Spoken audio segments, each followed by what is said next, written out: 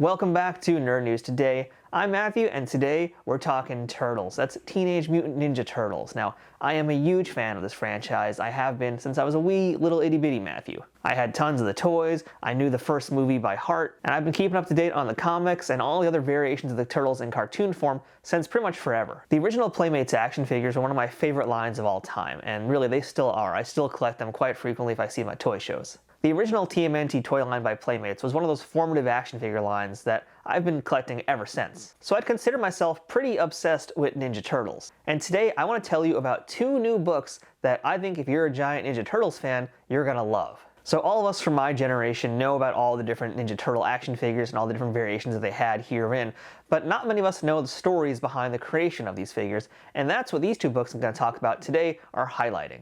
So the first one I want to tell you guys about is this one right here. This is the Varner Studios Ninja Turtles Sketchbook. This book came directly from the studio of Steve Varner. Now, if you're not familiar with that name, Steve Varner was essentially the lead sculptor on those original Ninja Turtle lines, and basically from the original figures all the way to the end of those first Playmates figures, and then a few others as well. Now, I actually talked to Steve Varner on my Trek Untold podcast, and I also talked to Scott Hensey, who was another one of the key sculptors in this line, and those guys in their studios did a lot of work for Playmates, not just the Ninja Turtles, but we're talking the Star Trek figures, and basically anything that came out in the 90s and early 2000s from that company. So if anybody knows the Turtles, it's going to be those people. And this book, which was put together by Tanner Riley, is essentially all of the concept drawings of those Ninja Turtle action figures. So if you ever want to see what these toys looked like at the very beginning stages of their inception, this is the way to do it. And not only that, this book is enormous, by the way. This thing is like, I think, over 400 pages, and it is just like loaded up with some amazing drawings here, and in some cases, drawings of some toys that were never even produced. Besides toys, I do love art books, and this is a top-notch art book. So that's the first book we're going to talk about today. That's the Varner Studios Turtles Sketchbook. But what else do we have to take a look at today? We have this equally enormous book. This is by Chris Fawcett, and this book is Rad Plastic. Chris Fawcett is very well known in the Ninja Turtle collecting community. In fact, if you watch the Toys That Made Us documentary, you'll see him in that one talk about his turtle toys. So he is a foremost expert on this subject, and he put together this book recently, which is, again, equally amazing. And what sets this book apart from the sketchbook is that not only does this book include some concept drawings, we've got some real behind-the-scenes insight and commentary about these action figures from the different creators who made them. Plus, we get looks at various stages of the prototypes these toys went through until they got to the finished product. And I say that because there's a lot of toy books on the market right now that are essentially calling themselves like informational guides, but all they're really doing is taking photos of the actual product that you saw in stores. And that's fine. I'm not really dumping on those. But this book here goes, I want to say the extra mile, but really this is like extra light years, really, because we're going to be taking a look at some concept figures, pre-production items, various prototypes, all sorts of things that you really don't have access to otherwise. And Chris Fawcett found a way to get them all together because, well, I think he owns a lot of these in his personal collection. So let's go ahead now and take a closer look at both these books and see why I think you need to have these books if you're a Ninja Turtle toy collector. Alright, so we have over here on the left the Varner Studios sketchbook, and over here we have Rad Plastic. So I'm going to start with the Varner Studios sketchbook, I think, just because it's kind of cool to show, I think, some of the earlier process before we even get to the actual figures. So what the Varner Studios sketchbook is essentially a picture book without commentary. That's like, I guess, the most simplistic way to put it, but if you're not familiar with art books, that's probably an easy way to kind of jump on board and figure out what we're doing here. So now I'm not going to show every single page here. I'm kind of just going to jump around a lot because I really want to, well, make sure you guys buy the book and not really give away everything for free here. It's kind of important for me to do that. But yeah, so what this book essentially is all the drawings sans any kind of commentary. So there's not really any explanations for things, but this is the kind of stuff you're getting here. This is some like early concept drawings here. So for example, on this page here, you're seeing all the accessories and how they were initially drawn out. And then over here on this side, you're seeing some action shots of what the toys would do, in theory what they would do, or sometimes they're just kind of just drawings of the toys doing whatever the heck they want, because why not? They're concept drawings, so they can make them do whatever they want.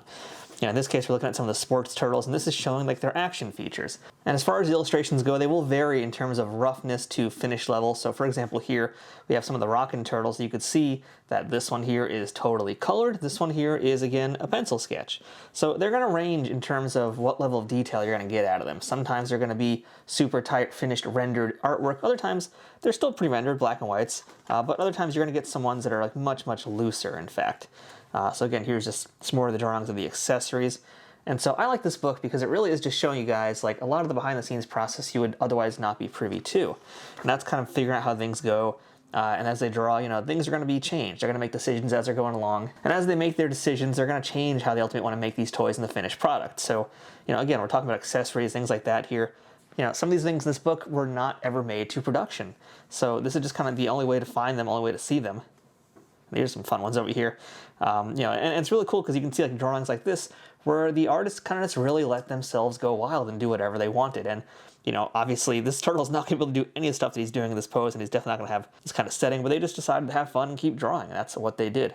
Now, this book was put together by Varner Studios, and it features all the Varner Studios artists, essentially. So you'll see a lot of different work here. I think this is from Russell Vossler, this drawing here. And you're going to see work from Howard Chang, from Russell Vossler, from Varner himself. A lot of different artists who worked on these things in various phases.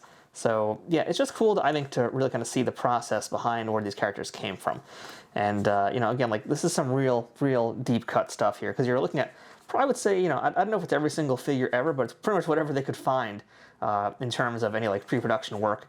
Here's some really nice ones over here. Check this out. These are like some classic style Mirage turtles. So it says it right there, in fact, they're classic turtles.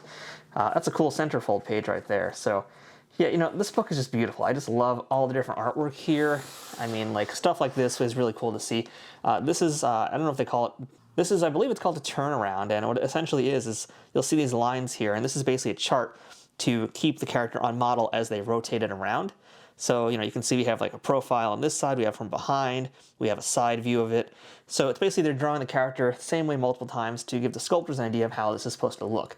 And I would assume that this would be as things were going on and it was further into the process because they knew how this toy was going to work and they had to show everybody how to actually make it now. So that's how essentially toys go from being a sketch to realities, things like this. And it's just so wonderful to see this kind of stuff because this is information that really you're otherwise not going to be able to find anywhere out there. And it's also fun too just to kind of see like how the illustrators do their work as well. I mean, there's some interesting stuff here. Stuff that, it's not going to necessarily reflect the final drawing in any way. I mean, here's some stuff that I'm pretty sure didn't get made at all. But, they're just having fun. I'll check that out. There's an original version of this cat scratch over there. That's really cool to see. So, yeah, it's just a long process, a lot of different things here. And it basically is from, like, the earliest days of the Turtles to the end times, if you will. So we're covering a lot of ground in this book here. It's a very big book, by the way. As I mentioned, I'm pretty sure it's over 400 pages. Whatever it is, it's massive. And, it's worth flipping through. I mean, this is the kind of book where you could easily rummage through it real quick like I'm doing right now to show it off to you guys. But especially if you're an artist or someone interested in this, this is the kind of thing that you want to get down and dirty and just like really look at, admire, and see what things you can learn from it. I mean, stuff like this, really take into mind here the different styles of hatching, what they're doing to kind of maintain the Eastman and Laird style of the turtles. Over here is a great lesson on drawing perspective, honestly, because vehicles can be a pain in the butt to draw if you don't know what you're doing, but this right here is a beautiful rendering of how to do it. This is some nice industrial design right there. So, things like this are throughout the entire book. So it's really, it is the creative process and it's also the learning process of how these things get made, how to do them. It's so cool. Yeah, check that out, the Jim Lee version of Raphael. That's awesome. So, yeah, this is the Varner Studios sketchbook.